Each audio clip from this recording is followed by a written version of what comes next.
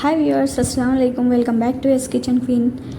ఈరోజు నేను డ్రై ఫ్రూట్స్తో జ్యూస్ వెరైటీగా అండ్ టేస్టీగా అండ్ హెల్తీగా ఎలా చేయాలో నేను మీకు చూపిస్తాను. Let's watch. నేను ఫస్ట్ అయితే డ్రై ఫ్రూట్స్, నా దగ్గర ఉన్న డ్రై ఫ్రూట్స్ మొత్తం తీసుకున్నాను. ఫస్ట్ బాదం, నెక్స్ట్ అంజీర్ తీసుకున్నాను, అండ్ పిస్తా అండ్ డ్రై గ్రేప్స్ అండ్ ఖజూర్ అండ్ వాల్నట్ తీసుకున్నాను,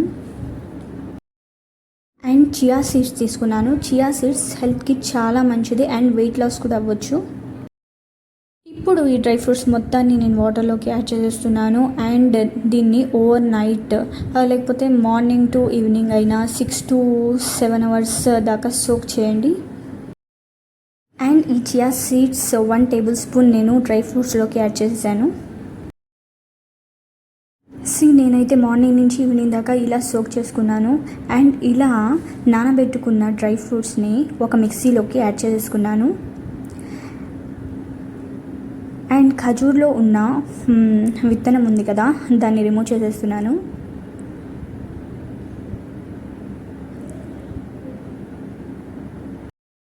ఇలా నీట్గా రిమూవ్ చేసుకున్న తర్వాత ఈ డ్రై ఫ్రూట్స్ మొత్తాన్ని బాగా పేస్ట్గా చేసుకోండి. అండ్ ఇందులోకి నేను కొద్దిగా వాటర్ యాడ్ చేసి గ్రైండ్ చేసుకున్నాను. మీరు కూడా అలానే చేయండి.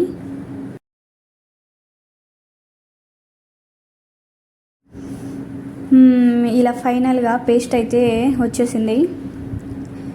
ఇప్పుడు ఇందులోకి నేను వాటర్ యాడ్ చేసుకున్నాను.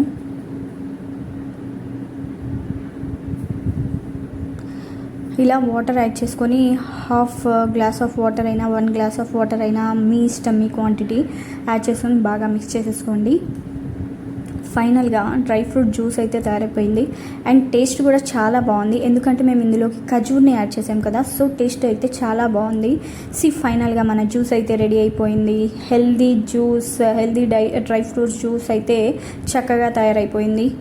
ఈ డ్రై ఫ్రూట్ జ్యూస్ హెల్త్కి చాలా అంటే చాలా మంచిది. మీరు చిల్డ్రన్ కూడా ఒకసారి ట్రై చేయండి, చాలా హెల్తీగా ఉంటారు. డైలీ 1 glass ఇవ్వండి చాలు, చాలా హెల్తీగా చాలా యాక్టివ్గా ఉంటారండి పిల్లలు.